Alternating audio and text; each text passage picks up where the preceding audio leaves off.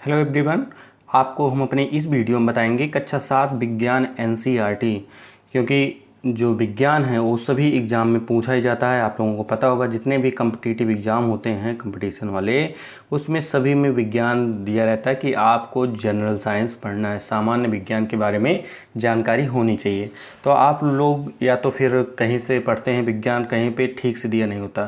तो एनसीईआरटी जो है, एनसीईआरटी अगर आप 6 से 10 तक की एनसीईआरटी कवर कर लेते हैं तो आपका लगभग जनरल साइंस कंप्लीट हो जाता है। 11th से 12th जो है ज़्यादा थोड़ा टफ पड़ जाता है, तो उसमें ज़्यादा नहीं, अगर 10 तक आपने कवर कर लिया है तो वो आपका जितने भी क्वेश्चन पूछे जाते हैं कंपटीशन एग्ज़ाम में वो क्लियर हो जाते हैं। तो हम आपको यही मेरा प्रयास है कि मैं आपको कक्षा 6 से लेकर 10 तक विज्ञान की एनसीईआरटी बताऊं जो सभी एग्ज़ाम में महत्वपूर्ण है। अभी आपका देखा जाए तो पीटी एग्ज़ाम होने वाला है, 20 अगस्त को पीटी एग्ज़ाम है, तो उसके दृष्टिकोण से हम आपको पीटी के लिए विज्ञान एनसीईआरटी के बारे में बता रहे हैं। आप इसको अच्छे से देखिए जिससे आपका संपूर्ण विज्ञान तैयार हो जाए, क्योंकि पीटी एग्ज़ाम की जो रिक्वायरमेंट है उसमें कहा गया है कि हाई स्कूल के स्तर तक, मतलब कि आप अगर 10 तक कवर कर लेते हैं तो आपका कोई भी प्रश्न गलत नहीं होगा अगर इसको अच्छे से पढ़े हैं तो चलिए शुरू करते हैं अपनी इस वीडियो को।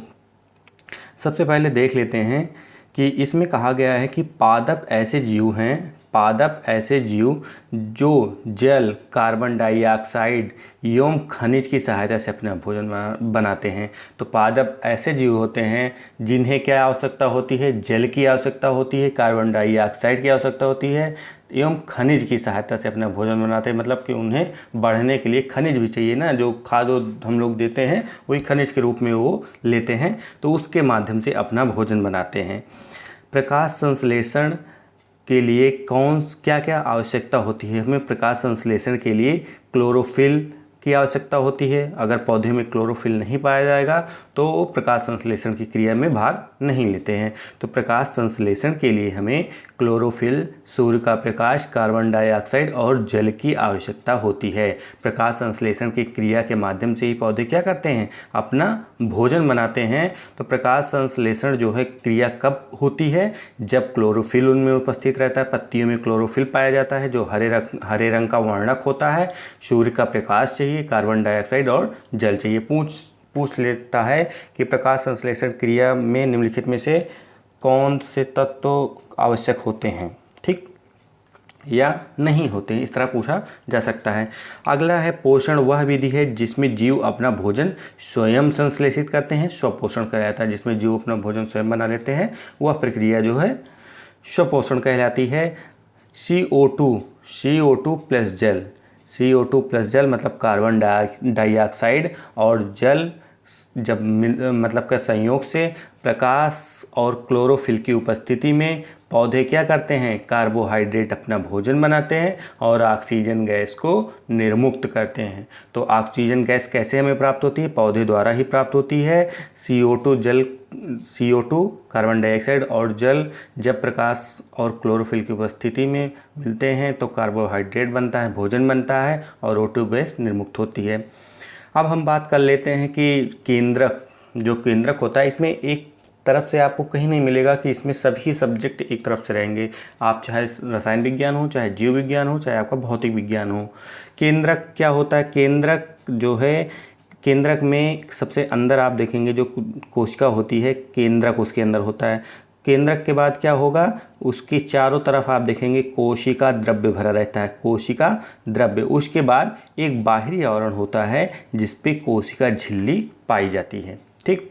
कुछ पादपों में क्लोरोफिल नहीं पाया जाता है, ये विषम प्रणाली का उपयोग करते हैं। मैंने अभी बताया कुछ जो पादप में नहीं पाया जाएगा, क्या क्लोरोफिल नहीं पाया जाएगा, वो विषम प्रणाली का उपयोग करते हैं। ये परपोषी पौधे से अपना भोजन ग्रहण करते हैं, इन्हें परजीवी कहते हैं। मतलब कुछ पौधे आप देखे होंगे जैसे अमरबेल लगभग हर जगह देखने को मिल जाता है। ये दूसरे पौधे पर उगेगा, दूसरे पौधे पर उग के उसी पौधे से अपना भोजन और जल को ग्रहण करता है, उसे हम परजीवी कहते हैं। जैसे एग्जाम्पल में अगर देखें अमरबेल।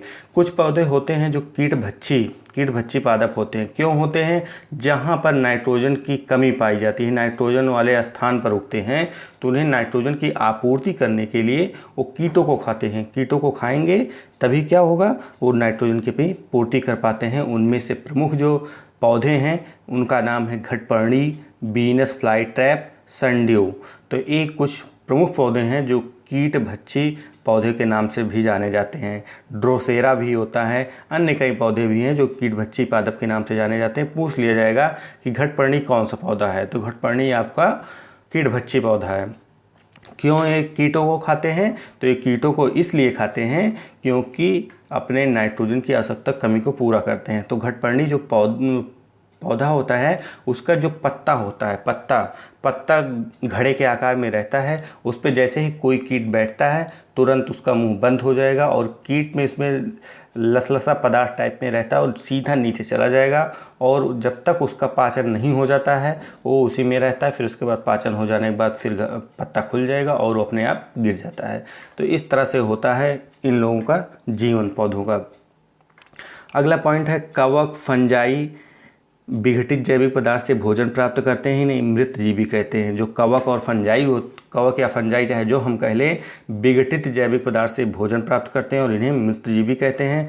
कवक भूरी रोएदार सतह पर पाया जाता है। जैसे अगर हम बात करें ब्रेड, अचार, चमड़ा, कपड़ा आदि, तो आप बरसात के मौसम में देखेंगे तो ब्रेड और चमड़ा का जो जूता होगा या चमड़े का जो सामान होगा, कपड़ा जो होगा, उस पर भूरी रोएदार एक सतह जम जाती है, उसी को कवक कहा जाता है। ये नम तथा उष्ण स्थानों पर उगते हैं। वर्षा ऋतु इनके लिए अच्छी होती है, मतलब वर्षा ऋतु इनके लिए आदर्श होती है। किसके लिए? कवक के लिए। राइजोबियम जीवाणु वायुमंडलीय नाइट्रोजन, राइजोबियम जीवाणु जो होता है वायुमंडलीय नाइट्रोजन को विलय पदार्थों में परिवर्तित कर देते हैं। ये चना, मटर, मूंग, सेम तथा अन्य फलीदार पादपों की जड़ों में रहते हैं। तो जो दो दाल वाले पौधे रहते हैं उनकी जड़ों में राइजोबियम जीवाणु पाया जाता है। और राइजोबियम जीवाणु जो क्या करता है, वायुमंडलीय नाइट्रोजन को वो कन्वर्ट कर देता है, किसमें? विलेय पदार्थ में कन्वर्ट कर देता है, जिससे राइजोबियम जो होता है उसको भी आवश्यकता होती है। और साथ ही साथ जो पौधा होता है जिसमें पाए जाते हैं उनको नाइट्रोजन की आवश्यकता को पूर्ति करते हैं। तो आप देखेंगे जैसे आपका मटर का पौधा हो गया, मटर के पौधे में आपको कभी यूरिया डालने की ज़रूरत नहीं पड़ेगी, नाइट्रोजन डालने की ज़रूरत नहीं पड़ेगी। और उसके साथ अरहर हो गए तो उसमें भी डालने की ज़रूरत नहीं पड़ेगी। उर्द हो गया, उड़द, तो उसमें भी नहीं डालने की ज़रूरत पड़ती। क्यों नहीं पड़ती? क्योंकि उसमें राइजोबियम जीवाणु पाया जाता है जो उस पौधे की नाइट्रोजन की आवश्यकता की पूर्ति करता है। आगे है फलीदार पादपों एवं राइजोबियम में सहजीवी संबंध होता है। पूछा जा सकता है कि जो फलीदार पादप होते हैं और राइजोबियम कैसा संबंध पाया जाता है? सहजीवी का मतलब ये दोनों एक दूसरे पर आश्रित होते हैं, एक दूसरे के बिना नहीं रह सकते, तो यही है सहजीवी संबंध। अब देखते हैं प्राणियों में पोषण। प्राणियों में पोषण क्या है? जटिल खाद्य पदार्थ को सरल खाद्य पदार्थ में टूटना विखंडन कहलाता है। तो मतलब जो जटिल खाद्य पदार्थ रहते हैं जब पेट के अंदर जाते हैं तो धीरे धीरे सरल खाद्य पदार्थों में टूट जाते हैं। यही प्रक्रिया क्या कहलाती है? विखंडन, तथा इस प्रक्रम को हम पाचन कहते हैं। ठीक। उसके बाद है स्टार फिश। स्टार फिश के बारे में कुछ बातें जानेंगे। स्टार फिश कैल्शियम कार्बोनेट के कठोर कवच वाले जंतुओं का आहार करती है, जिनमें कैल्शियम कार्बोनेट का कठोर कवच जो ऊपर से कवच पाया जाता है उनका आहार करती है। कवच खोलने के बाद वह अपने मुख से अपना आमाशय बाहर निकालती है तथा जंतु के कोमल भागों को खाती है। ठीक। तो ये स्टार फिश से संबंधित मुख्य बातें थी। अब आहार नाल या पाचन नली से संबंधित है, ये स्टारफिश से संबंधित नहीं है।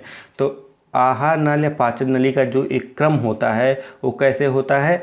सबसे पहले मुख गुहिका होती है, फिर उसके बाद ग्रास नली, ग्रासिका, फिर अमाशय, क्षुद्रांत या छोटी आंत, बृहदांत या बड़ी आंत, मलद्वार या गुदा। तो एक क्रम पूछा जाता है कि आहार नाल को क्रम से लगाइए। तो ये आहार नाल का एक क्रम है, इसको याद रखिएगा। ठीक है। मुख गुहिका, ग्रास नली या ग्रासिका, अमाशय, क्षुद्रांत, बृहदांत और मलद्वार, एक क्रम होता है। जो मुख गुहिका होती है लाला ग्रंथि पाई जाती है जो लाल रस स्रावित करती है, जो भोजन को पाचन में सहायता भी करती है। अब आगे देखते हैं अगला पॉइंट जो है, अमाशय की आंतरिक सतह जो है श्लेष्मल होती है। श्लेष्मल का मतलब जो है रोएदार होती है, ऐसे ऐसे ऐसे ऐसे करके होती है, रोएदार होती है। उसमें अमाशय में आपके एसियल अम्ल तथा HCl अम्ल पाया जाता है जो पाचक रस स्रावित करते हैं। अमाशय की आकृति की बात करें तो अमाशय की आकृति जो होती है आपके जे जैसी आकृति होती है। अमाशय की श्लेष्मल सतह अमाशय की आंतरिक स्तर की सुरक्षा करती है तथा जीवाणुओं को नष्ट करती है। जठर रस प्रोटीन को सरल पदार्थों में विघटित करता है। जो जठर रस पाया जाता है वो प्रोटीन को सरल पदार्थों में विघटित कर देता है। ठीक है। छोटी आंत की जो लंबाई होती है वो 7.5 मीटर लंबी होती है। यह शरीर की सबसे बड़ी ग्रंथि होती है। यकृत पित्त रस स्रावित करता है जो वसा के पाचन में सहायता करता है। हमारा यकृत जो होता है वो पित्त रस को स्रावित करता है और वसा के पाचन में सहायक होता है। छोटी आंत यकृत एवं अग्नाशय से स्राव प्राप्त करके क्या करते हैं, जो छोटी आंत होती है यकृत एवं अग्नाशय से स्राव प्राप्त करती है। अग्नाशय से अग्नाशयिक रस कार्बोहाइड्रेट्स एवं प्रोटीन पर क्रिया करता है। इसके बाद छोटी आंत में जहां आंत्र रस पाचन क्रिया पूर्ण कर देता है। कार्बोहाइड्रेट सरल शर्करा जैसे ग्लूकोज में परिवर्तित हो जाता है। जो कार्बोहाइड्रेट होते हैं वो सरल शर्करा जैसे ग्लूकोज में परिवर्तित हो जाता है। वसा अम्ल तथा ग्लिसरॉल में परिवर्तित कर देता है तथा प्रोटीन को एमिनो अम्ल में परिवर्तित कर देता है। छोटी आंत में अवशोषण, अब अगला पॉइंट जो है छोटी आंत में अवशोषण। पचा हुआ भोजन जो है वो अवशोषित होकर क्षुद्रांत की भित्ति में जो पच जाता है भोजन छोटी आंत में आपके, वो क्या होता है, वो जो भित्ति होती है छोटी आंत की उसके रुधिर वाहिकाओं में चला जाता है और इसे अवशोषण कहते हैं।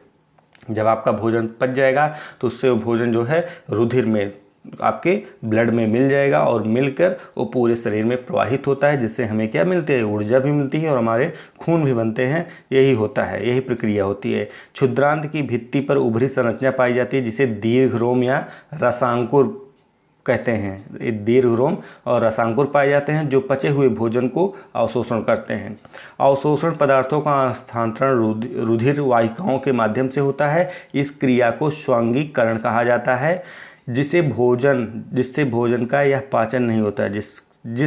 ये मतलब कि जिसमें अगर छोटी आंत में भोजन का पाचन जो बच जाता है नहीं होता है, उसे सीधा कहाँ भेज दिया जाता है, बृहदान्त्र में भेज दिया जाता है या बड़ी आंत में भेज दिया जाता है। तो छोटी आंत में जो भोजन का पाचन नहीं होगा उसे कहाँ भेजा जाएगा, बड़ी आंत में भेजा जाएगा। फिर उसके बाद बड़ी आंत जो है अपना काम करती है। बड़ी आंत कितनी लंबी होती है, 1.5 मीटर लंबी होती है। नाम तो है बड़ी आंत लेकिन इसकी लंबाई जो है बहुत छोटी है, उससे काफ़ी, उसकी 7.5 मीटर लंबी थी तो इसकी 1.5 मीटर लंबी है। छोटी आंत की अपेक्षा अधिक चौड़ी होती है, मतलब छोटी आंत जो है कम चौड़ी होती है तो ये चौड़ी होती है। फिर उसके बाद है कार्य।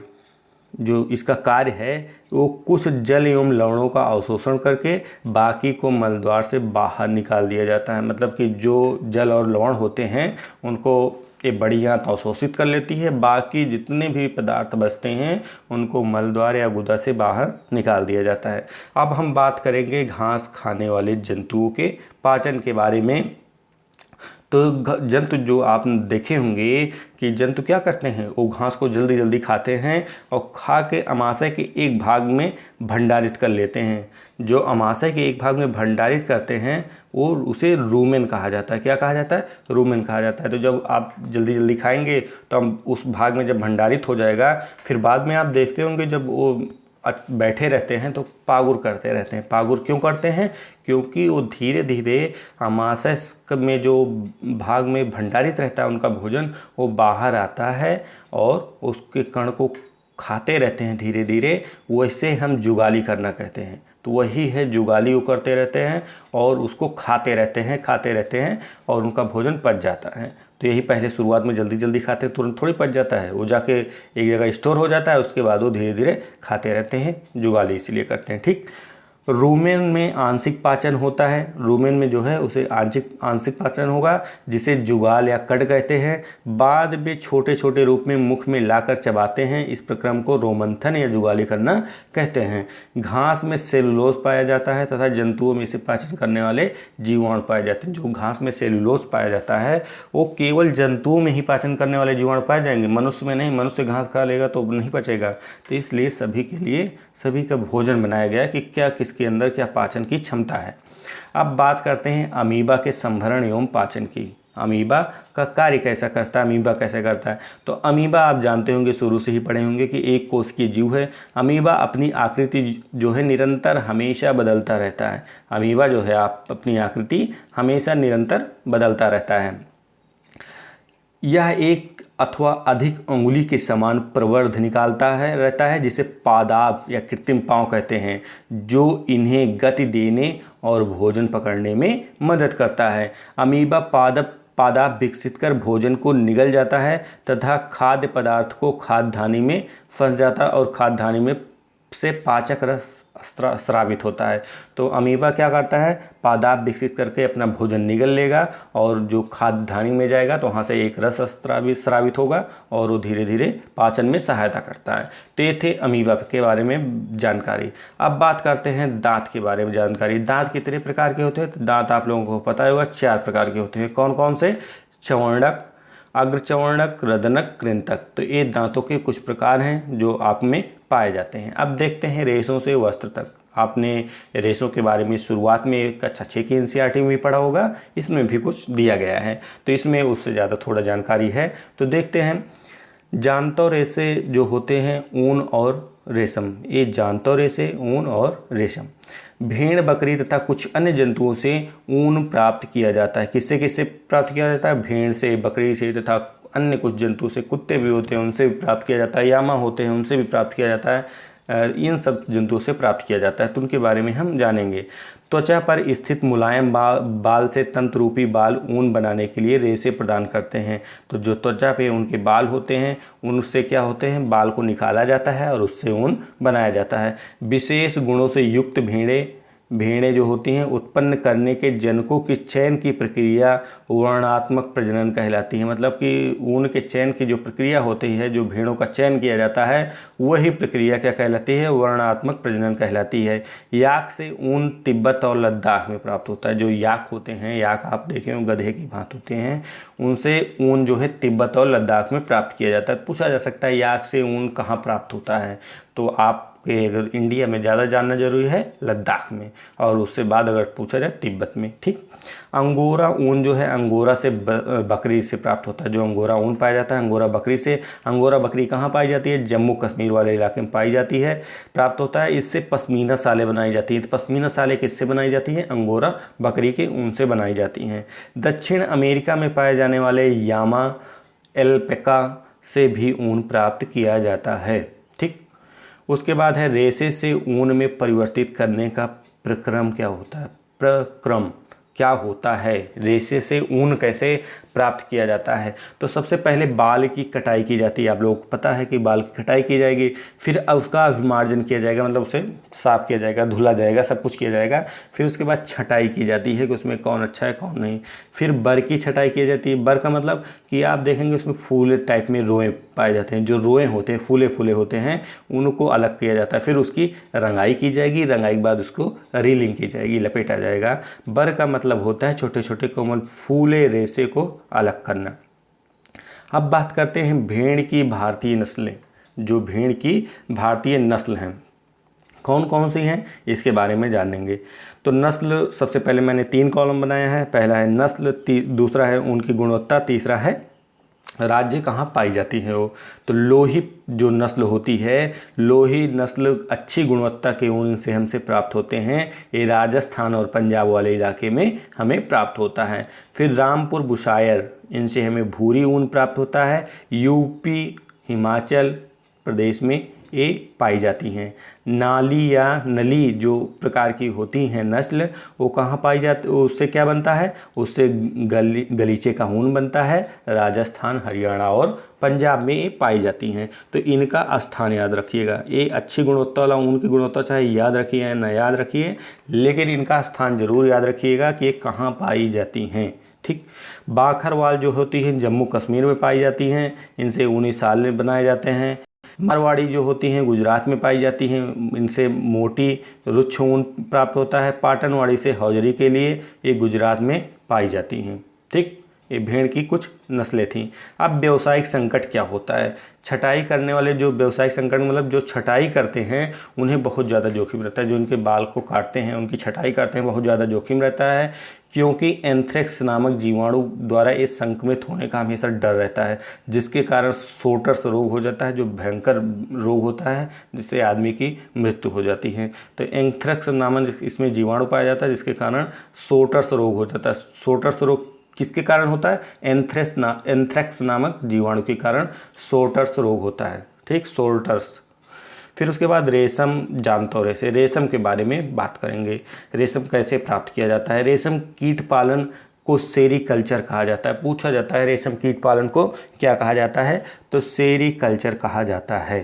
ठीक, उसके बाद रेशम कीट का जीवन चक्र क्या होता है? तो मादा रेशम कीट जो होता है, अंडा पहले शुरुआत होता है, फिर उससे लार्वा बनता है, लार्वा से प्यूपा, प्यूपा के बाद फिर आप देखेंगे प्यूपा केसित होता है, फिर एट आकार का ऐसे ऐसे ऐसे करके बार बार एट आकार में वैसे से वो रेशम अपना गुत्ते चले जाते हैं, जो रेशम कीड़े होते हैं। फिर से उसके ढक जाएगा पूरा, फिर प्यूपा बनेगा, कोकून बनेगा, फिर कोकून से हमें रेशम की प्राप्ति होती है। तो पूछा जाएगा कि हमें रेशम की प्राप्ति किससे होती है? तो हमें रेशम की प्राप्ति कोकून से होती है। कोकून नहीं रहेगा तो जो भी रहेगा आप इसमें से देखे रहिएगा, लेकिन फाइनली जो है कोकून से ही रेशम की प्राप्ति होती है। तो इन चीज़ों को याद रखिएगा, कई बार पूछा गया है।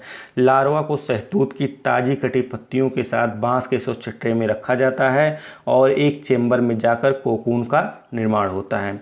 रेशम का प्रारंभ की बात करें तो चीन से प्रारंभ माना जाता है, क्योंकि वहाँ के जो सी लुगची नाम के एक व्यक्ति थे, उनकी चाय में रेशम का कीड़ा गिरा। कीड़ा गिरने से क्या हुआ? रेशम के जो रेशम था वो अलग हो गया, कीड़ा अलग हो गया, क्योंकि गर्म पानी में इनके करके फिर अलग किया जाता है। तो रेशम का कीड़ा अलग और रेशम अलग, तो देखने में बहुत सुंदर लगा, तो वहीं से शुरुआत मानी जाती है। चीन ने काफ़ी पाया लेकिन छुपा नहीं रह सका। अब आगे देखते हैं, ऊष्मा के बारे में जानेंगे, ऊष्मा के बारे में जानकारी प्राप्त करेंगे। तो तापमापी में एक विभंग होता है जो पारे को कभी नीचे नहीं गिरने देता है। आप तापमापी अगर देखे हो तो उसका जो पारा है कभी नीचे नहीं गिरता है। तापमापी 35 डिग्री से 42 डिग्री के बीच होता है। कितने से कितने? 35 डिग्री से 42 डिग्री, जिससे मनुष्य का टेम्परेचर नापा जाता है। लेकिन अगर प्रयोगशाला तापमापी की बात करें तो उसका जो लेवल होता है वो -10 डिग्री से लेकर 110 डिग्री तक होता है। कि कहाँ से? -10 डिग्री से -110 डिग्री के मध्य होता है प्रयोगशाला तापमापी का, जो प्रयोग में लाया जाता है। ठोस में ऊष्मा प्रायः किसके द्वारा होता है? चालन द्वारा। ऊष्मा कैसे? अगर ये ठोस है, ये कोई क्षण है, एक कोने को गर्म करोगे दूसरा कोना अपने आप गर्म हो जाएगा धीरे धीरे। तो ये विधि क्या कहलाती है? चालन द्वारा। तो ठोस किसके द्वारा गर्म होते हैं? चालन विधि द्वारा। ऊष्मा के 3 प्रक्रम द्वारा स्थानांतरित होती है। ऊष्मा कितने प्रक्रम द्वारा? 3 प्रक्रम द्वारा स्थानांतरित होती है। पहला है चालन, दूसरा संवहन, तीसरा विकिरण। तो चालन में ठोस, जो चालन प्रक्रिया होती है, ठोस गर्म होते हैं। संवहन से द्रव एवं गैस गर्म होती है, मतलब संवहन से ऊपर उठेगा। तो आप नीचे गर्म करेंगे किसी द्रव को और धीरे धीरे ऊपर वाला भाग भी गर्म हो जाता है, जैसे आप पानी को गर्म करते हैं। विकिरण क्या है? किसी विकिरण में गर्म होने के लिए किसी भी माध्यम की आवश्यकता नहीं होती, जैसे सूर्य के प्रकाश। अब है अम्ल, क्षारक और लवण। अम्ल, क्षारक और लवण के बारे में हम जानेंगे। तो अम्ल का स्वाद कैसा होता है? खट्टा होता है। जितने भी खट्टे चीज़ होते हैं उसमें अम्ल पाया जाता है। एसिड शब्द की उत्पत्ति एसियर लैटिन से हुई है। तो एसिड शब्द की जो उत्पत्ति हुई है एसियर लैटिन से हुई है। क्षार जो है कड़वा होता है, रगड़ने पर साबुन जैसा चिकना होता है। इन पदार्थों की प्रकृति ज्ञात करने के लिए हम सूचक का प्रयोग करते हैं। सूचक के माध्यम से ही हम इनको पता लगा सकते हैं कि ये क्षार हैं कि अम्ल हैं। ठीक, हल्दी, लिटमस, गुड़हल की पंखुड़ियाँ आदि प्रकृति में पाए जाने वाले सूचक हैं। जो आपके हल्दी होते हैं, लिटमस पत्र होता है, गुड़हल की पंखुड़ियाँ होती हैं, उनसे हम पता लगा सकते हैं कि कौन सा अम्ल है, कौन सा क्षार होता है, क्योंकि ये प्राकृतिक सूचक हैं। अम्ल किसमें पाया जाता है? अब अम्ल किसमें पाया जाता है एक कई बार एग्जाम में पूछा जाता है, तो आप लोगों को इसको याद रखना जरूरी है। एस्टिक अम्ल जो कहाँ पाया जाता है? एस्टिक अम्ल सिरका में पाया जाता है। फार्मिक अम्ल चींटी के डंक में, जब चींटी काटती है तो फार्मिक अम्ल छोड़ती है, तो फार्मिक अम्ल चींटी के डंक में पाया जाता है। उसके बाद है साइट्रिक अम्ल। साइट्रिक अम्ल आपके कहाँ पाए जाते हैं? नींबू कुल के फल में। तो नींबू कुल के फल मतलब नींबू, संतरा, जितने भी खट्टे फल होते हैं उसमें साइट्रिक अम्ल पाया जाता है। ठीक, तो साइट्रिक अम्ल यहीं पाया जाता है जो खट्टे होते हैं। लैक्टिक अम्ल किस में पाया जाता है? लैक्टिक अम्ल आपके दही में पाया जाता है। ऑक्जेलिक अम्ल आपका पालक में पाया जाता है। एस्कॉर्बिक अम्ल आपका आंवला तथा सिट्रस कुल के फल में पाया जाता है। आंवला भी खट्टा होता है, तो सिट्रस कुल के फल में पाया जाता है जिसमें साइट्रिक अम्ल पाया जाता है। टार्टरिक अम्ल इमली, अंगूर, कच्चे आम आदि में पाया जाता है टार्टरिक अम्ल। अब देख लेते हैं क्षार किस में पाया जाता है या क्षार का प्रयोग। तो कैल्शियम हाइड्रोक्साइड जो है चूने के पानी में पाया जाता है। अमोनियम हाइड्रोक्साइड जो है खिड़की, कांच आदि इसको साफ करने के लिए इसका उपयोग किया जाता है, जो अमोनियम हाइड्रोक्साइड होता है। सोडियम हाइड्रोक्साइड या पोटेशियम हाइड्रोक्साइड आपको साबुन में मिलेगा। मैग्नीशियम हाइड्रोक्साइड दूध या मैग्नीशियम में आपको मिलेगा, जिसे मैग्नीशियम हाइड्रोक्साइड को मिल्क ऑफ मैग्नीशिया भी कहा जाता है। पूछा जाता है कि मिल्क ऑफ मैग्नीशिया क्या है, तो मैग्नीशियम हाइड्रोक्साइड को मिल्क ऑफ मैग्नीशिया कहा जाता है। अब आगे है लिटमस, एक प्राकृतिक रंजन। लिटमस पत्र के बारे में जानेंगे। तो लिटमस पत्र दो प्रकार का होता है, एक होता है लाल लिटमस, एक होता है नीला लिटमस पत्र। अम्ल तथा क्षार के विलयन की इससे हमें जांच की जाती है कि कौन सा अम्ल है कौन सा क्षार है। तो लिटमस को कहाँ से प्राप्त किया जाता है? लाइकेन से निकाला जाता है। लिटमस को लाइकेन से निकाला जाता है। आसुत जल में रंग माव सोण, नील सोण होता है। अम्लीय विलयन में लाल, क्षारीय विलयन में नीला। यदि अम्लीय विलयन को हम नीले पत्र पर डालेंगे, नीले लिटमस पत्र पे, तो अम्ल की अगर हमें पहचान करनी है तो अम्ल को हम नीला जो लिटमस पेपर होगा, अगर आप लोग कभी भी साइंस पढ़े हों तो प्रयोगशाला में किए होंगे, तो नीले लिटमस पत्र की एक पट्टी टाइप में होती है, उस पर अगर हम अम्ल डालते हैं तो उसका कलर क्या हो जाएगा? रेड हो जाएगा। तो ये समझना चाहिए कि क्या है विलयन? अम्लीय है। क्षारीय विलयन क्या होता है? क्षारीय विलयन अगर लाल लिटमस पत्र पे डालेंगे तो नीला हो जाता है। तो इससे पता चलता है उसमें क्या मौजूद है, उसमें क्षार मौजूद है। अब अगला पॉइंट जो है फिनाल्फथलीन सूचक, जो ये सूचक है, जब विलयन क्षारीय तो इसका रंग गुलाबी हो जाएगा, और जब विलयन अम्लीय रहेगा तो यह रंगहीन हो जाएगा। वर्षा जल कैसा होता है? अम्लीय होता है, क्योंकि carbon dioxide, sulphur dioxide, nitrogen dioxide एवं वर्षा में जल में घुलकर एक कार्बोनिल अम्ल, सल्फ्यूरिक अम्ल तथा नाइट्रिक अम्ल बनाते हैं। इसलिए वर्षा का जल जो होता है आपका अम्लीय होता है। अपाचन, जब अपाचन का मतलब जैसे हम कुछ खाना भोजन करते हैं तो उसमें एक स्थिति ऐसी आती है, अगर ज़्यादा हो जाता है या कम भी रहता है तो अपाचन हो जाता है, मतलब पचता नहीं है भोजन। तो उस स्थिति में क्या करना चाहिए ये देखते हैं। अमाशय में HCl अम्ल पाया जाता है, मैंने पहले ही बता दिया था, जो भोजन के पाचन में सहायता करता है। HCl अम्ल पाया जाता है जो भोजन पचने में सहायता करता है। अमाशय में अम्ल की मात्रा अधिक होने से अपाचन हो जाता है। जब अम्ल ज़्यादा मात्रा में हो जाएगा, आप अम्लीय भोजन ज़्यादा कर लेंगे तो वहाँ भी अम्ल यहाँ भी अम्ल, तो पाचन में दिक्कत होने लगती है। तो उसको दूर करने के लिए दूधिया मैग्नीशिया प्रति अम्ल, जिसमें मैग्नीशियम हाइड्रोक्साइड होता है, अम्ल के प्रभाव को उदासीन कर देता है। तो दूधिया मैग्नीशिया जो है इसको खिलाया जाता है व्यक्ति को, जो प्रति अम्ल है, जिससे मैग्नीशियम हाइड्रोक्साइड होता है, जो मैग्नीशियम हाइड्रोक्साइड उससे प्रभाव से प्रति अम्ल, मतलब कि अम्ल प्रभाव जो है उदासीन कर देगा, फिर आप सही हो जाएंगे।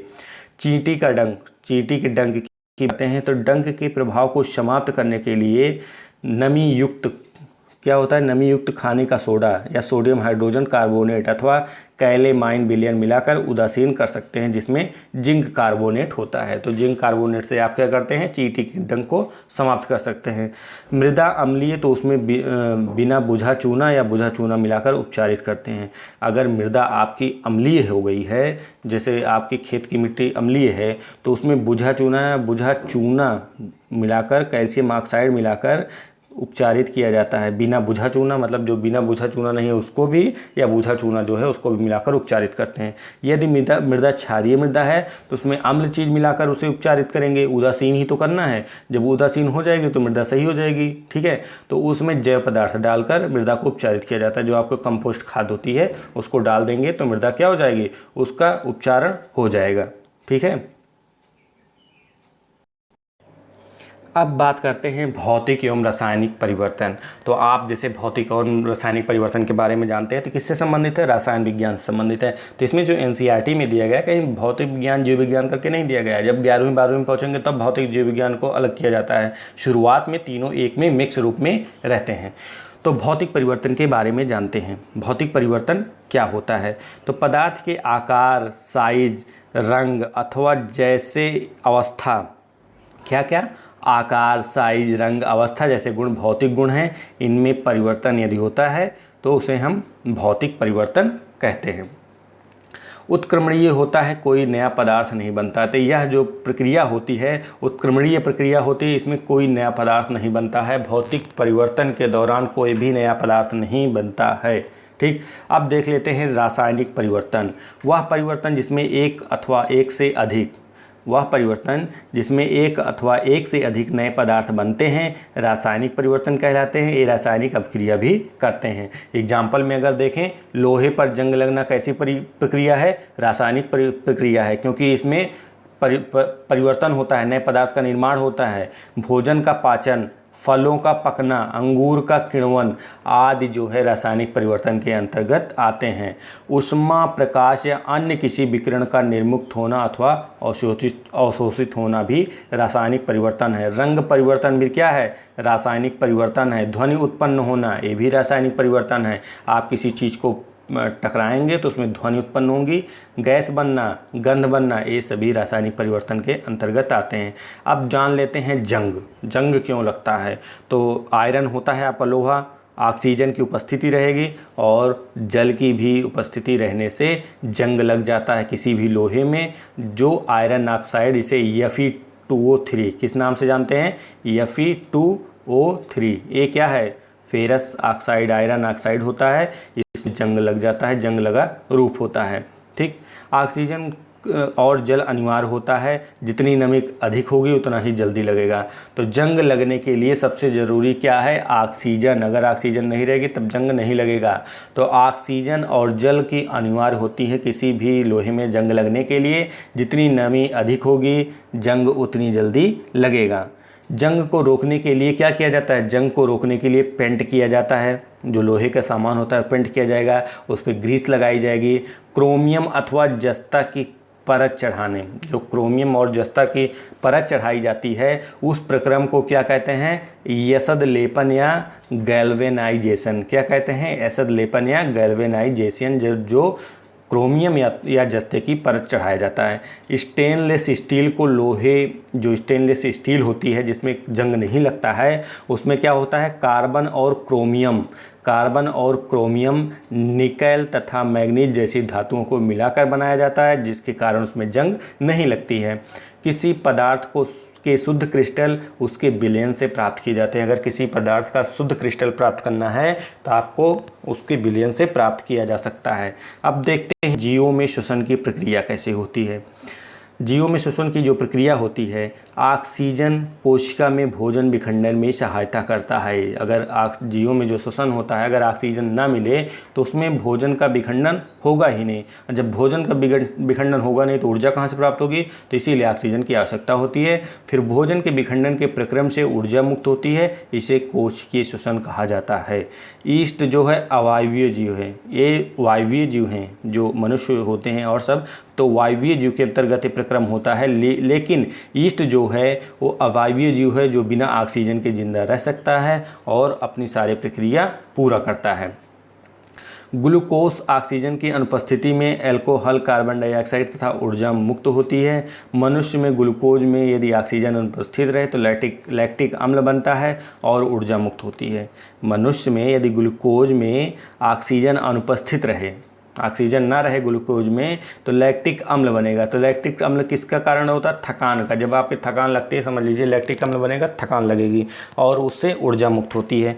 उसमें क्या होगा? पेशी ऐंठन होगी। ये अवायवीय श्वसन का कारण। जैसे आप लोग एक्सरसाइज करते हैं, एक्सरसाइज के बाद आपके शरीर में क्या होती है? ऐंठन होती है, दर्द होता है। क्यों ऐसा होता है? क्योंकि उस समय आपको ऑक्सीजन की ज़्यादा मात्रा की आवश्यकता होती है, लेकिन ऑक्सीजन उतनी मात्रा में मिल नहीं पाता है, तो इसीलिए आपके शरीर में दर्द होने लगता है। ठीक है, अब बात करते हैं काकरोच की, जिसे लोग बहुत देख के डरते भी हैं।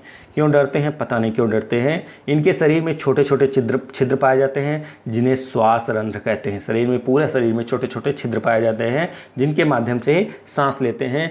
कीटों में गैस विनिमय के लिए वायु नलियों का जाल बिछा होता है, जिसे श्वास प्रणाल या वातक कहते हैं। केचुआ अपनी त्वचा, अब ये संबंधित था, काकरोच से संबंधित था। उसके बाद केचुआ जो है वो अपनी त्वचा से श्वसन तथा मेढक भी इनकी त्वचा से श्वसन करते हैं। जो केचुआ होता है वो त्वचा के माध्यम से श्वसन करता है, मेढक भी त्वचा के माध्यम से श्वसन करता है। इनकी जो सतह होगी, ऊपरी वाली परत जो होती है, आर्द्र श्लेष्मीय होती है, मतलब चिकनी होती है। आप देखेंगे तो उनके छूने का मन नहीं करता, इस तरह से उनकी शरीर होती है। जल में श्वसन, मछली जो है, मछली में क्लोम या गिल पाए जाते हैं। मछली में क्लोम अथवा गिल पाए जाते हैं, जिसके द्वारा वो श्वसन करती है जल में रहकर। क्लोम में रक्त वाहिनियों की संख्या ज़्यादा होती है, जो गैस विनिमय में सहायता करते हैं। पौधे तथा पत्तियों में रंध्र के माध्यम से श्वसन करते हैं। तो जो पौधे होते हैं उनमें छोटे छोटे छिद्र पाए जाते हैं। किसमें, पत्तियां जो आपकी होती हैं, पत्तियों में छोटे छोटे छिद्र पाए जाते हैं, और छोटे छोटे छिद्रों से ही क्या करते हैं, वो श्वास लेते हैं, श्वसन करते हैं। श्वेत रक्त कोशिकाएं रोगाणुओं को नष्ट करती है। अब देखते हैं जंतुओं और पादपों में परिवहन। जंतु और पादपों में परिवहन कैसा होता है। तो रक्त एक प्रकार की कोशिकाएं हैं, जिसमें लाल रक्त कोशिकाएं होती हैं, जिनमें एक लाल वर्णक पाया जाता है, जिसे हम हीमोग्लोबिन के नाम से जानते हैं, जो ऑक्सीजन का होता है। ऑक्सीजन को अपने साथ संयुक्त करके उस सभी कोशिकाओं में प्रवाहित करता है, जिससे ऑक्सीजन की पूर्ति होती है। तो इसे आरबीसी भी कहते हैं। क्या कहते हैं, आरबीसी। और एक डब्ल्यूबीसी होता है। डब्ल्यूबीसी क्या करता है, श्वेत रक्त कोशिकाएं होती हैं, जो रोगाणुओं को नष्ट करने का कार्य करती हैं। अब रक्त वाहिनियाँ देख लेते हैं। रक्त वाहिनियाँ कितने प्रकार की होती हैं, 2 प्रकार की होती हैं। इसमें धमनी और शिरा कहते हैं, धमनी और शिरा। तो धमनी का क्या कार्य होता है, धमनी जो है हृदय से ऑक्सीजन समृद्ध रक्त को शरीर से सभी भागों में ले जाता है। मतलब शुद्ध रक्त को प्रवाह कौन करती हैं, धमनियाँ करती हैं। वो पूरे शरीर में शुद्ध रक्त प्रवाहित करती हैं, हृदय पंप करता है, हृदय ही भेजता है। इनकी भित्ति मोटी होती है। क्यों मोटी होती है, क्योंकि प्रेशर से, जब जैसे पंप से हवा भरी जाती है तो प्रेशर से हवा जाती है, तो उसी तरह प्रेशर से हवा जाने के लिए जो उसकी भित्ति होनी चाहिए मोटी तथा प्रत्यास्थ होनी चाहिए, नहीं तो फट जाएगी। तो इसीलिए उसकी धमनी की जो है भित्ति मोटी तथा प्रत्यास्थ होती है। जबकि शिरा जो है, शिरा कार्बन डाइऑक्साइड समृद्ध रक्त को शरीर के सभी भागों से वापस हृदय में ले जाती है। इसकी भित्ति पतली होती है, तो ये लाने का कार्य करती है। तो ज़्यादा प्रेशर इस पर नहीं रहता है, हृदय में ला के छोड़ देती है। हृदय फिर क्या करता है, फिर उसको शुद्ध करने का कार्य करता है। अब आगे है हृदय 4 कक्षों में बटा होता है। 4 कक्ष में बटा होता है कैसे, ऊपरी 2 कक्ष जो होते हैं उन्हें अलिंद के नाम से जाना जाता है, दायां अलिंद बायां अलिंद। निचला 2 कक्ष होता है, उसे निलय के नाम से जाने जाते हैं, वो दायां निलय बायां निलय कहा जाता है। हृदय धड़कन को मापने के लिए स्टेथोस्कोप का प्रयोग किया जाता है, जो डॉक्टरों के पास होता है, धड़कन मापी जाती है, स्टेथोस्कोप कहते हैं।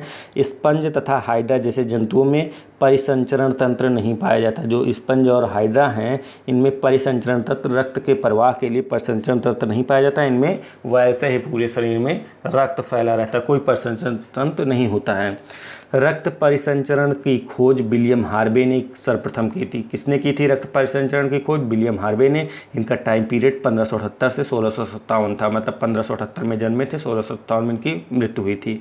रक्त को छानने का कार्य वृक्क करता है। जो आपकी किडनी होती है या वृक्क होता है, वो रक्त को छानने का कार्य करती है, जो विषाक्त मूत्र को बाहर निकाल देती है। मतलब जो किडनी होती है सारे विषाक्त पदार्थों को बाहर निकाल देती है, वो मूत्र के माध्यम से वही कार्य किडनी करती है। जिसकी किडनी खराब हो जाती है उसके लिए बड़ी दिक्कत होती है। तो उत्सर्जन तंत्र कौन कौन से हैं, जो आपके शरीर से बाहर के पदार्थ निकालते हैं, उत्सर्जन तंत्र कहलाते हैं। तो उत्सर्जन तंत्र कौन कौन से होते हैं, वृक्क होता है, किडनी होती है, मूत्रवाहिनियाँ होती हैं, मूत्राशय होता है, मूत्र मार्ग होता है। तो 4 आपके उत्सर्जन तंत्र होते हैं। वयस्क व्यक्ति एक दिन में 1 से 1.8 लीटर मूत्र का त्याग करता है, जिसमें 95% जल होता है, 2.5% यूरिया होती है, 2.5% अन्य अपशिष्ट पदार्थ पाए जाते हैं। यदि वृक्क या किसी किडनी खराब हो जाती है तो उसे अपोहन या डायलिसिस द्वारा रक्त को छाना जाता है। किसके द्वारा? अपोहन या डायलिसिस के द्वारा उसका रक्त छाना जाता है। मछली जैसे जलीय जीव जंतु में कोशिका के अपशिष्ट उत्पाद अमोनिया के रूप में उत्सर्जित होता है। तो जो मनुष्य में उत्सर्जन तंत्र होते हैं किसके रूप में? मल के रूप में निकलते हैं। लेकिन मछली जैसे जलीय जीव जंतु में कोशिका के अपशिष्ट उत्पाद जो होते हैं वो अमोनिया के रूप में उत्सर्जित होते रहते हैं। और पक्षी, छिपकली, सर्प जैसे कुछ जंतु, जो पक्षी होते हैं, छिपकली होते हैं, सर्प जैसे कुछ जंतु अपने शरीर से अपशिष्ट पदार्थों का उत्सर्जन सेमी घन या सेमी सॉलिड के रूप में करते हैं, जो मुख्यतः श्वेत रंग का यौगिक होता है। अगर यदि आप सांप को देखें हों, सांप क्या छोड़ता है? सांप सफ़ेद कलर का एक कीचड़ टाइप में छोड़ता है, तो उससे सेमी घन या सेमी सॉलिड कहते हैं, जो उत्सर्जन होता है, मतलब वो अपने शरीर के बाहर के अपशिष्ट पदार्थ को निकालता है। मूल रोम पौधों की जड़ों में पाया जाता है। छोटे छोटे मूल रोम क्या होते हैं? एक मुख्य जड़ें होती हैं, मूल रोम छोटे छोटे जड़ें होती हैं जो पौधे की जड़ों में पाई जाती हैं। ये जल में घुले हुए पोषक तत्व तथा खनिज पदार्थों का अवशोषण करती हैं। मूल रोम ही खनिज पदार्थ और पोषक तत्वों का अवशोषण करती है। अगर आप किसी पौधे को उखाड़ के देखेंगे तो उसमें एक तो मेन जड़ रहेगी, 1 2 3 4 जो भी मेन जड़ें रहें, उसके बाद उसमें छोटी छोटी रोएदार जड़ें रहती हैं, वही खनिज पदार्थों का अवशोषण करते हैं। जल और पोषक तत्वों के परिवहन के लिए पादपों में संवहन ऊतक पाए जाते हैं, उसे जाइलम कहते हैं। तो जाइलम पोषक तत्वों का परिवहन करते हैं। पत्तियां भोजन का संश्लेषण करती हैं। इन भोजनों को सभी भाग में पहुंचाने का कार्य कौन करता है? फ्लोएम करता है, फ्लोएम। तो जाइलम क्या करते हैं? जाइलम नीचे से खनिज पदार्थ लेंगे, उसका अवशोषण करके वो पूरे भागों में पहुंचाएंगे, पूरे सभी पेड़ के भागों में पहुंचाते हैं, नीचे से ऊपर जाने का कार्य करते हैं। और फ्लोएम जो होते हैं, फ्लोएम क्या करते हैं? जो पत्तियों द्वारा भोजन बनाया जाता है उसे सभी भागों में पहुंचाने का कार्य करते हैं, जिसे पोषवाह के नाम से जाना जाता है। तो जाइलम और फ्लोएम के कार्य आप लोगों को पता होना चाहिए। अब देखते हैं पादप में जनन। पादप में जनन कैसे होता है? अधिकांश पादप में मूल, तना और पत्तियां होती हैं। पादप के कायिक अंग हैं। जो मूल जड़ होती है, तना होता है, पत्तियां होती हैं, ये क्या होता है? कायिक अंग होते हैं। अगर मूल से आप किसी की जड़ को लगा देंगे तो क्या होगा? वो पौधा बन जाता है। तना अगर किसी पौधे का काट के लगा देंगे तो क्या हो जाएगा? वो भी पौधा बन जाएगा। पत्तियां जो होती हैं, कई पत्तियां ऐसी होती हैं, अगले क्लास में हम जब पढ़ेंगे तो देखेंगे, पत्तियां अगर कहीं गिर जाए तो वो पौधे का रूप ले लेती हैं। यही पादप के कायिक अंग होते हैं। पुष्प में पादप जनन अंग होते हैं, जो नर या मादा दोनों जनन अंग हो सकते हैं। जनन 2 प्रकार से होता है, एक होता है लैंगिक जनन, एक होता है अलैंगिक जनन। तो लैंगिक जनन के माध्यम से कैसे होता है? नए पादप बीजों से प्राप्त होते हैं, जबकि अलैंगिक जनन जो होता है वो बिना बीजों के नए पादप उत्पन्न कर सकते हैं। तो ही मैंने बताया कि जो डाली को काट के लगाया जाता है वो अलैंगिक जनन होता है, वो बिना बीजों के माध्यम से भी हो जाता है। अब देखते हैं कायिक प्रवर्धन या अलैंगिक जन्म। जो कायिक प्रवर्धन होता है वो अलैंगिक जनन होता है। तो पादप मूल तने, पादप के जो मूल होता है मतलब जड़, तना, पत्ती अथवा कली, मुकुल जैसे किसी कायिक अंग द्वारा नए पादप प्राप्त किए जा सकते हैं।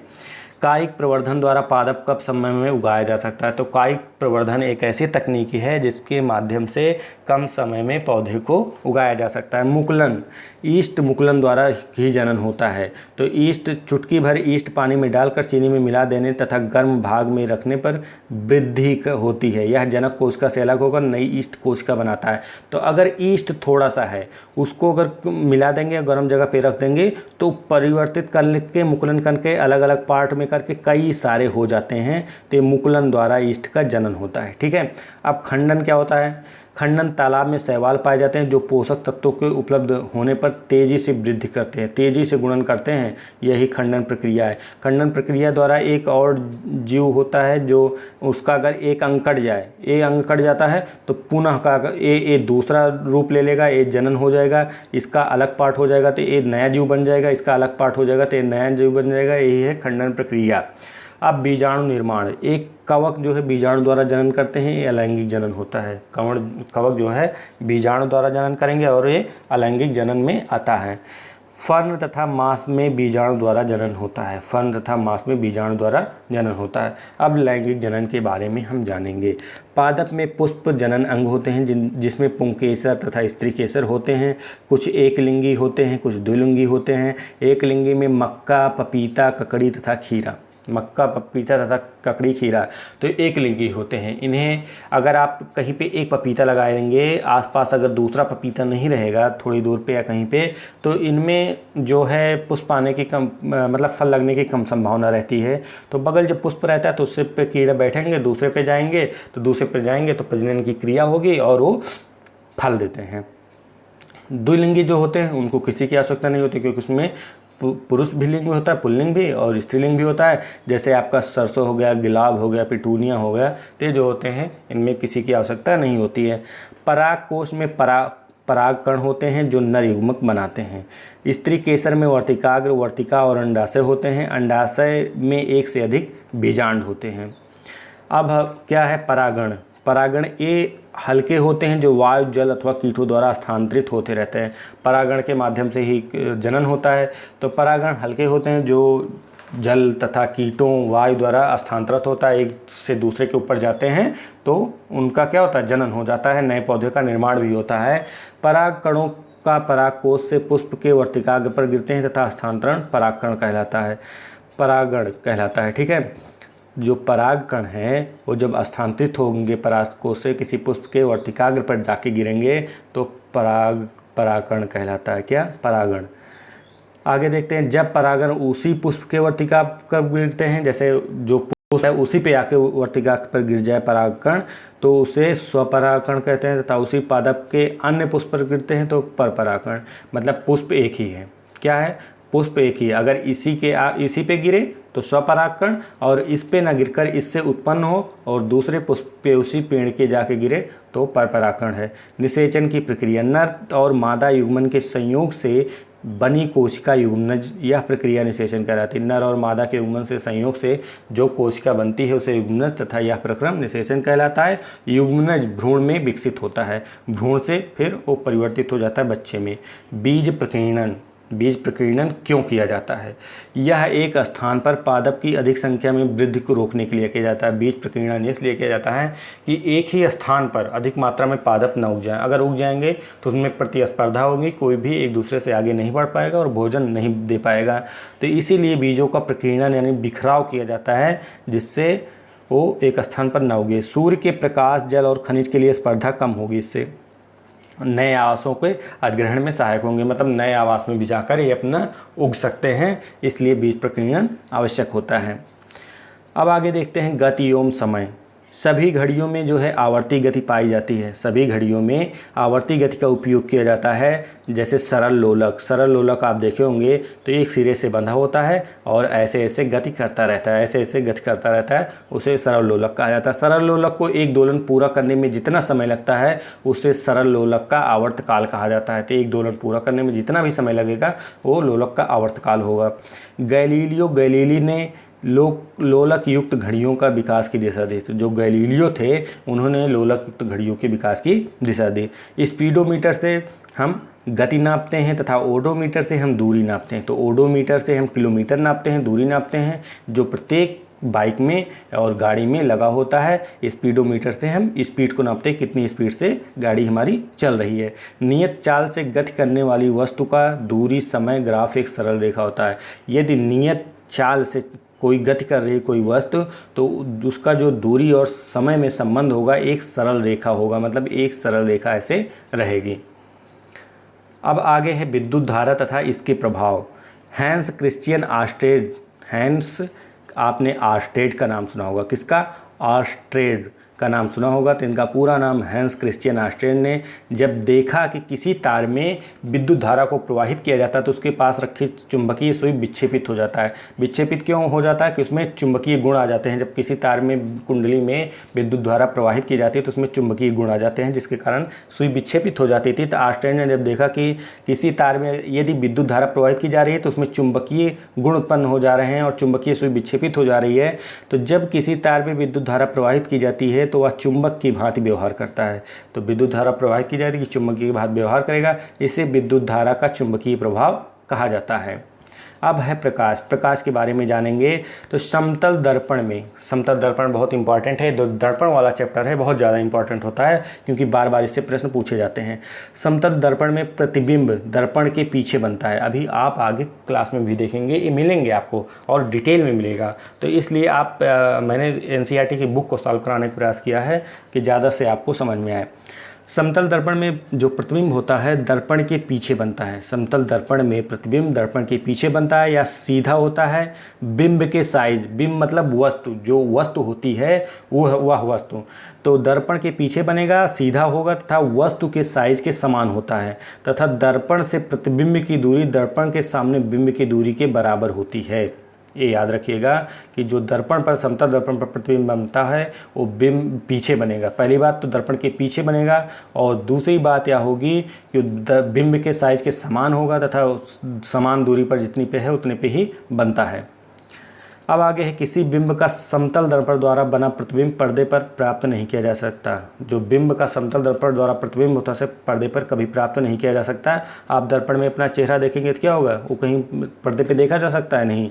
अवतल दर्पण का प्रयोग, अवतल दर्पण जो होता है उसका प्रयोग आँख, नाक, कान तथा गले के निरीक्षण करने के लिए किया जाता है। तो अवतल पूछा जाता है कि इसका प्रयोग क्या है, तो अवतल दर्पण का प्रयोग आँख, नाक, कान तथा गले के निरीक्षण करने के लिए किया जाता है। इससे क्या होता है, बड़ी दिखती हैं साइज में, तो इसलिए ऐसा किया जाता है। टार्च, कार, स्कूटर के अग्रदीप के परावर्तक पृष्ठ की आकृति अवतल होती है। तो जो आप टार्च में देखेंगे ऐसे एक यहाँ पे एक गोला रहेगा, यहाँ से आपकी जो टार्च होगी वो निकली रहेगी, आपकी बल्ब जो उसकी रहती है, और उसका प्रवर्तक पृष्ठ ऐसे टाइप में होता है, कटोरी टाइप में, और ये चमकीला होता है। तो ये क्या करता है, लाइट के फोकस को बढ़ाता है और दूर तक जाती है। अगर आप इसको निकाल देंगे तो क्या होगा, ये आपकी लाइट वहीं पर बिखर जाएगी, आपकी लाइट ज़्यादा दूर तक नहीं जाएगी।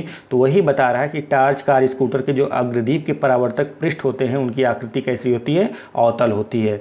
घंटी का परावर्तक पृष्ठ उत्तल होता है। आवर्धक लेंस का प्रयोग, जो आवर्धक लेंस होता है, आवर्धक लेंस का मतलब कि जो क्षमता बढ़ाता हो, किसी चीज़ की क्षमता बढ़ाए, आवर्धक लेंस का प्रयोग चश्मा, दूरबीन तथा सूक्ष्मदर्शी में किया जाता है। लेंस जो होते हैं, लेंस पारदर्शी होते हैं। उत्तल लेंस को अभिसारी लेंस कहा जाता है और अवतल लेंस को अपसारी लेंस कहा जाता है। अवतल लेंस द्वारा बने प्रतिबिंब सदैव आभासी, सीधे तथा बिंब के साइज से छोटे होते हैं। तो जो अवतल लेंस द्वारा प्रतिबिंब होते हैं सदैव आभासी होंगे। आभासी मतलब वास्तविक नहीं होंगे, आभासी होंगे, सीधे तथा बिंब के साइज से छोटे होते हैं। वो बिंब मतलब वस्तु, जो प्रतिबिंब पर्दे पर प्राप्त किया जाता है वह वास्तविक प्रतिबिंब होता है। दर्पण पर बना प्रतिबिंब, बिंब का वाम भाग प्रतिबिंब के दक्षिण भाग की भांति दिखाई देता है। तो दर्पण पर बना प्रतिबिंब, बिंब का वाम भाग, जैसे आप दर्पण देखते हैं, चेहरा अपना देखेंगे तो आपका दायां भाग बाएं भाग के रूप में दिखाई देता है। तो वही कह रहा है कि बिंब का वाम भाग प्रतिबिंब के दक्षिण भाग की भांति दिखाई देता है। उत्तल दर्पण द्वारा बना प्रतिबिंब सीधा, आभासी तथा साइज में बिंब से छोटा होता है। ठीक, तो इन चीज़ों को याद रखिएगा। उत्तल दर्पण द्वारा बना प्रतिबिंब कैसा होता है और अवतल दर्पण द्वारा बना प्रतिबिंब कैसे होता है। उत्तल दर्पण वास्तविक तथा उल्टा प्रतिबिंब बन सकता है।